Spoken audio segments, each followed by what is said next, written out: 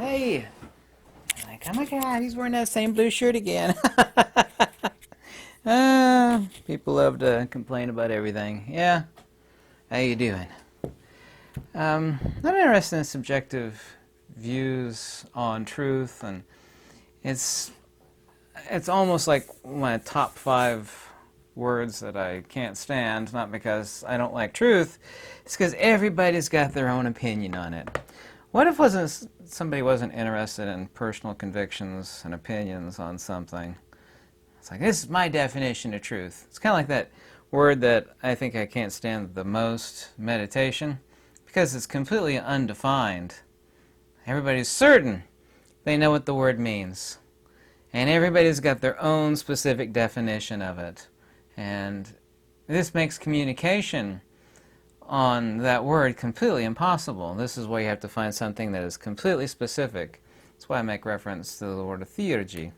Anyway, aletheia, which of course is the Greek word for truth, or avidya, not avidya, but vidya, relative to truth, or Latin veritas. By the way, most things in Latin are just Christian commentary. There's not a whole lot worth reading in Latin, except for like the Periphysian, De Divina Proportione, Theoria Philosophiae Naturalis. There's really like 5 works that are worth reading in Latin. I had a few years of Latin, but that's all kind of vanished. Aletheia, by the way, is a combination of a prefixual plus lito.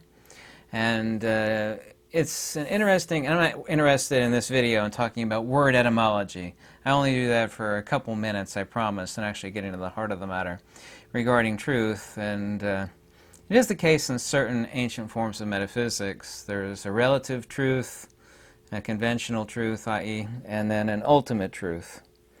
And this is a whole lot more accurate. And everything is linked. To take the most important things of this universe, like field theory, embodiment, liberation, everything is absolutely the same. You know, whether you're talking about field theory, you have this conjugate geometry of magnetic and dielectric. You have ultimate truth versus conventional truth. The same word for ignorance, transcendent ignorance, not conventional terrestrial ignorance, is the same word for wisdom, except you just add an a prefixual on top of that. And the same is true for letheia, as in aletheia.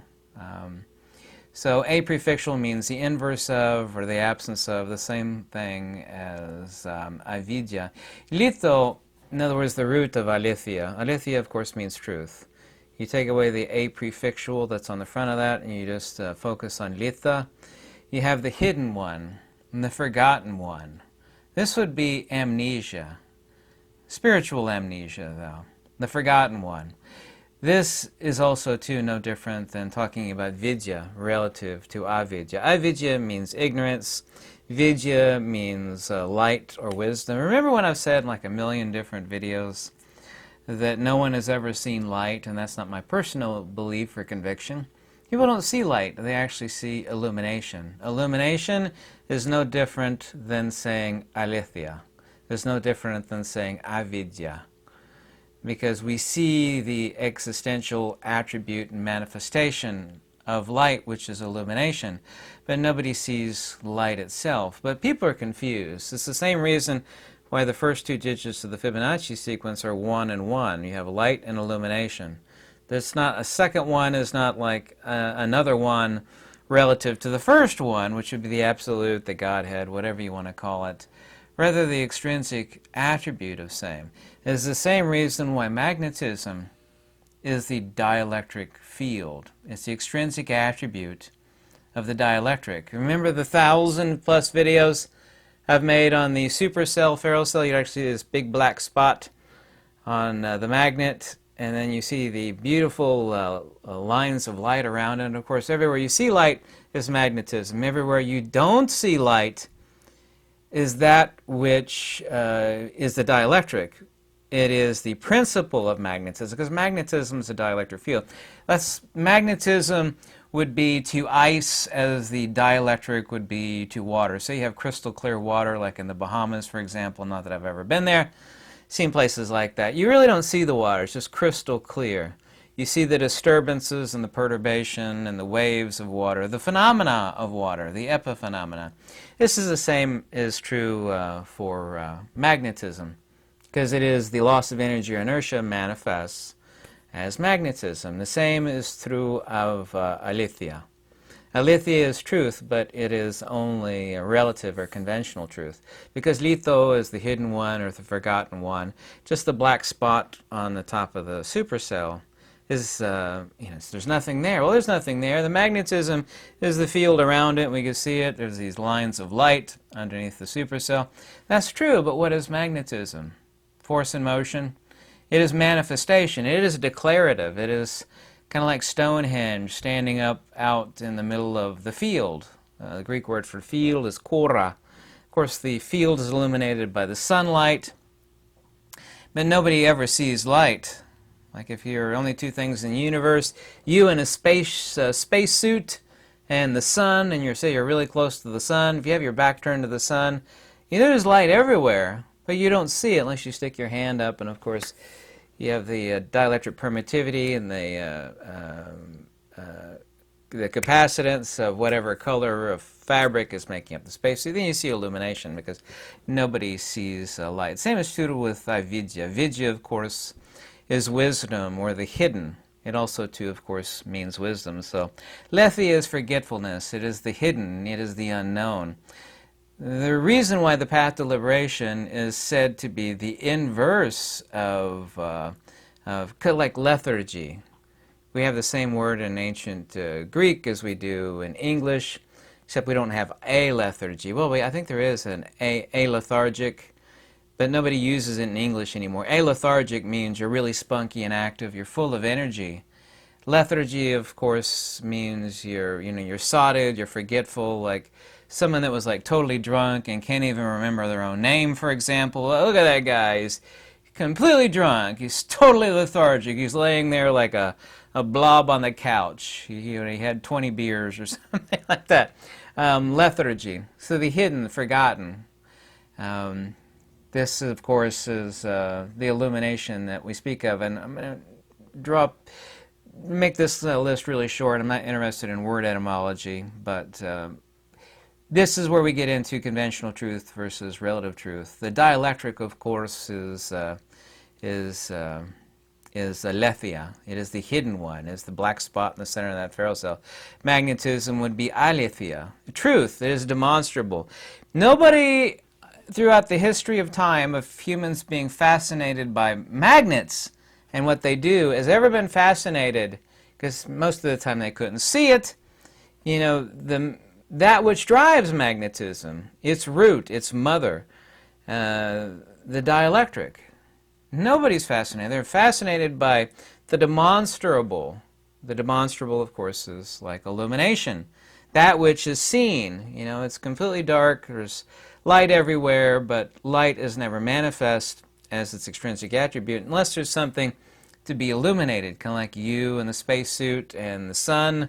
Only two things. It's still, you have your back turned to the sun, it's still just as pitch black can be, but you know damn well that light is absolutely everywhere. But with nothing to fall upon, it's just as pitch black as anybody could possibly ever fathom. More pitch black than, being at the bottom of the deepest cave, for example. Completely pitch black, even though light is absolutely everywhere. The field, or kora, this is the Greek word for field, of course, is illuminated by the sun, and this is truth.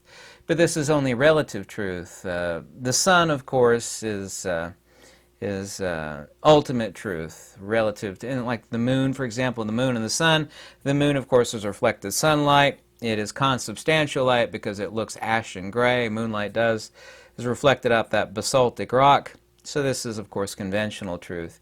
The ancient Pali word for this, they called the moon Attabhava. The king, actually, of Attabhava means self-becoming, meaning it is relative truth, the conventional self, composite self of flesh and blood and consciousness, Rupa Vedana Sana Sankara Vijnana Nama Rupa, which, of course, is not the soul, Nami Soata, not the soul at all.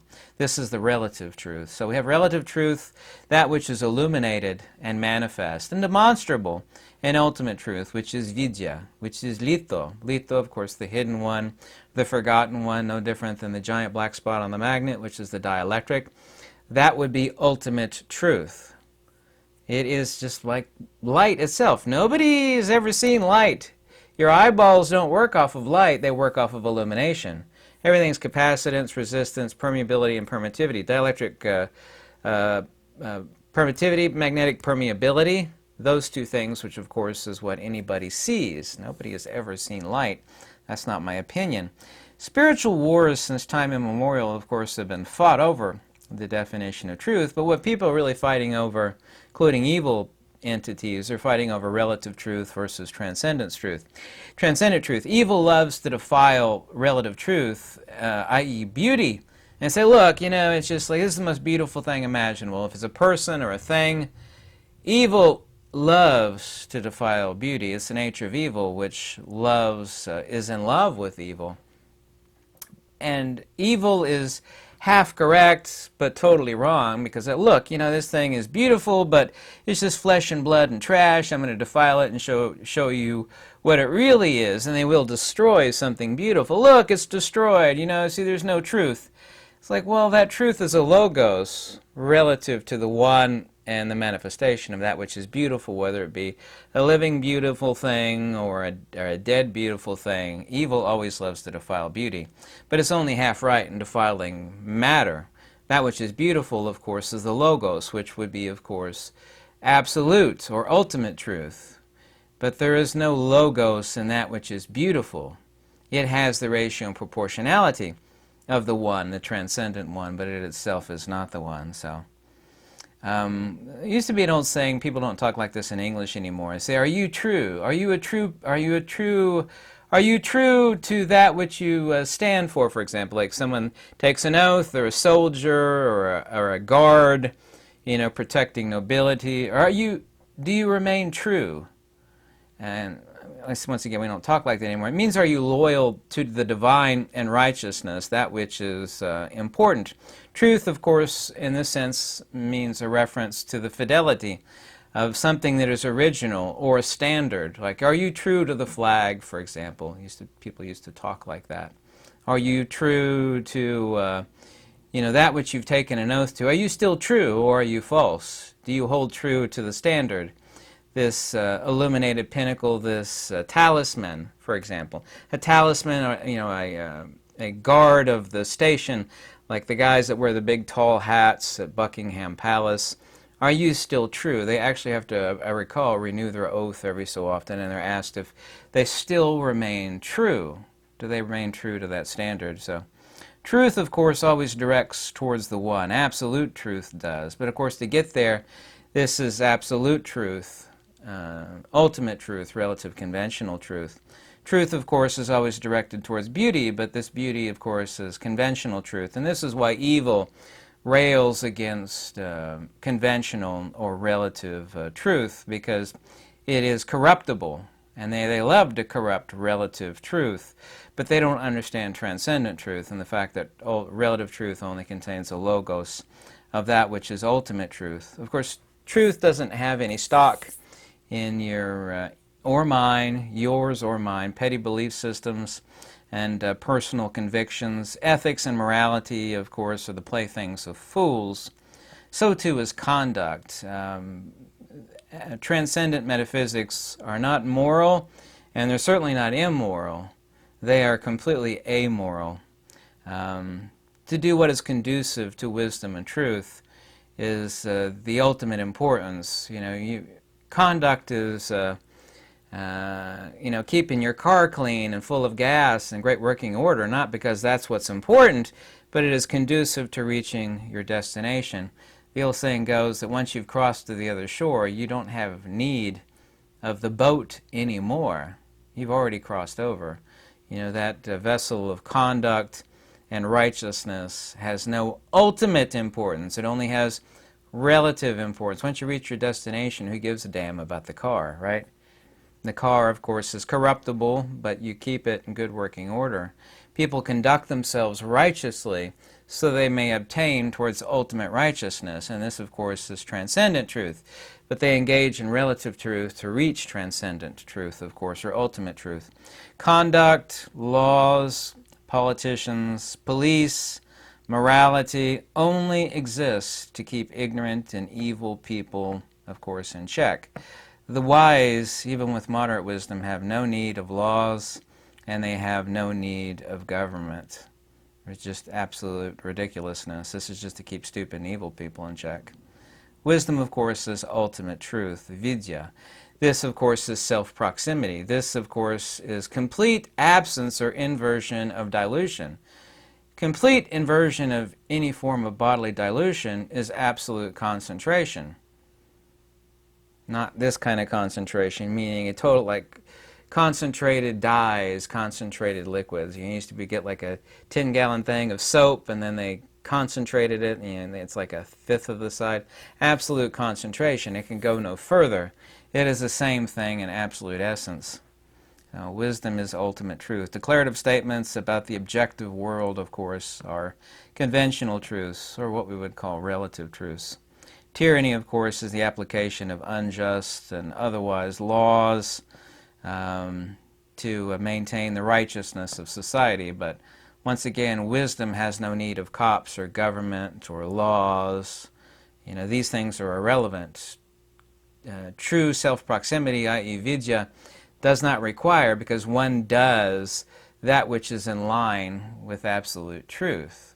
Because it is concentrated to self, it does not even think for even a microsecond to do that which is in any partial way or any full way. The absence of truth, lies, spurious conduct, to do what is unjust and unrighteous, to do that which is the complete inversion of good, which is evil. There's just no need for it. This is, of course, ultimate truth.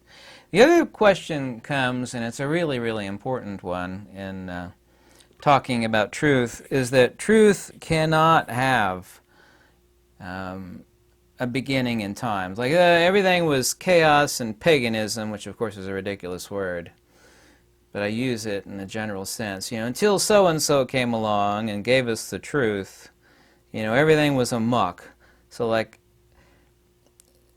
2 million or however many millions of years, before this came along, there was no truth. And, because they were not saved. Without this person, there is no salvation.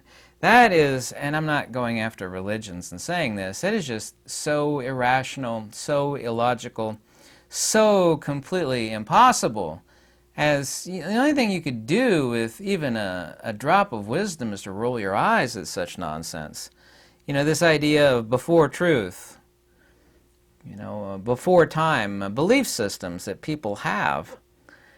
Truth cannot have any place in time. It's completely impossible. It's antithetical to even the most rudimentary, dirt level grasp of wisdom. It's just completely impossible. All religions, of course, are relative truths. Truth and ultimate truth have existed since the beginning of time, before time. Time, of course, is only a measure. Truth can't have a beginning. Well, before this, there was no truth. Everybody was a heathen headed to hell. It's just completely impossible. Nobody on this earth could or ever has rationally argued such nonsense. Well, what about all the 100 billion people that came along before, your great persona non grata savor of souls? Well, those people, they can wait in hell to hear the sermons. It's just, who with a half a brain could believe something that ridiculous? I'm not anti-religious. I'm just talking about, common sense, rationality, logic, and wisdom. Just can't enjoin that. We can't say that truth started here and before that it was all chaos. It's just, the universe doesn't work that way. It's impossible. Well, and my great-grandfather came before the Savior came and gave us the truth and the word of salvation. So he's in hell. His only sin was being born about 150 years too early. Yeah. Be honest with me. Who could believe something that ridiculous? Completely ridiculous. Metaphysics, of course, is without time. It is the universal logos of truth and, of course, transcendence, and also, too, explaining relative truth versus ultimate truth. And, of course, ultimate truth is seated in wisdom. There are no people or persons, whether they be great or lessers, that equal truth. No scripture, of course, can equal absolute truth. No beliefs, and everybody has their own idea of truth. Just like everybody has their own idea of this word meditation, which I never use because it is literally, not my opinion, undefined. And when people use the word, it's no different than, talking jibber-jabber between ourselves, like blah, blah, blah, blah, blah. Blah, blah, blah, blah. You're not saying anything. We like, when someone like says something, you're not really listening. They're actually talking. Blah, blah, blah, blah, blah. Yep, yep, yep, yep. You're not listening. It's the same thing with the word. Same is true of truth itself. But really important, and the secret of truth is hidden in this fact that aletheia, the Greek word for truth, is a prefixal before litho. So to actually understand what truth means, we'd be more interested in what the root of aletheia is, which is the hidden one, the forgotten one. It's making reference to light, that which is hidden, i.e. ultimate truth. Same is true of avidya. A prefixal before avidya. Avidya, of course, is embodiment. That's absolute truth. The same is true in talking about fields. A field, of course, the Greek word for field is kora. The field is, nice, green, illuminated pasture, illuminated by the sun. This is relative truth. A field is an ether perturbation modality. It is true in itself as a relative truth. But the truth of any field, whether it be gravitational, dielectric, or magnetic, or electrical, is the ether, because all fields are nothing other than ether perturbation modalities. Waves are true. Bubbles in the water are true. The ultimate truth, of course, would be the water. When people look out on the ocean, I feel like if it's a really crystal clear, tropics kind of water, it's just you can see all the way to the bottom. Nobody sees the water. They see the phenomena. The water is completely boring. I'm fascinated by the fact, and I've talked about it endlessly, that there's no human being on this earth until I came around, and that is 100% undeniable, has ever been interested on anything about a magnet other than not that this is a magnet, other than the field around the magnet. Magnetism, look at that. There's a magnetic attraction, which does not exist. It's dielectric acceleration. People are fascinated with the phenomena. People are fascinated with what is illuminated. They cannot see ultimate truth. Just like you and the sun, only two things in the universe. It's pitch black everywhere with your back to the sun. The light, is everywhere, but you can't see it. The ultimate truth is hidden, in the case of the word lito, the hidden one, the forgotten. The same is true of wisdom. You take like a 5-gallon jug of water, one of those big ones for it feeds the water jug, the water cooler. You put in like 10 drops of this super concentrated red dye. Give it a minute or less, and it's gone. The red dye, of course, would be the transcendent self, the ultimate truth. It is hidden. It's absolutely hidden. It's been completely diluted amongst the water. People say, how do you engage in theurgy? I say, well, how do you undilute something? Well, I don't get it. You can't get there by thinking about it. You can't get there by non-thinking, i.e. catalepsy. It has to be a recollection. Smriti, sati, anamnesis, theurgy, all these words are the same thing. Neti, neti, via negativa, anamnesis, sati, smriti, recollection. These are separated. They're diluted in whatever substance. I'm going to bring them together. I'm going to recollect them. I'm going to make them concentrated. This is the ultimate truth relative to the transcendent. Human beings and religions and whatnot have been arguing over relative truth for eons. It's all about the ultimate truth, and nobody really ever talks about that. So yes, there is ultimate truth, analogous to the dielectric, and relative truth, which fascinates everybody, which would be the magnetic. Avidya, aletheia, dielectric and magnetic. Thank you so much. I hope I kept this short and sweet. If you ever like these videos, any donation is always greatly welcome. If you ever want to contact me, my email is in the description below. Lux et Veritas. Goodbye. I can hear thunder out in the background there. It's about to have a lightning storm. I love lightning, except when the power goes out.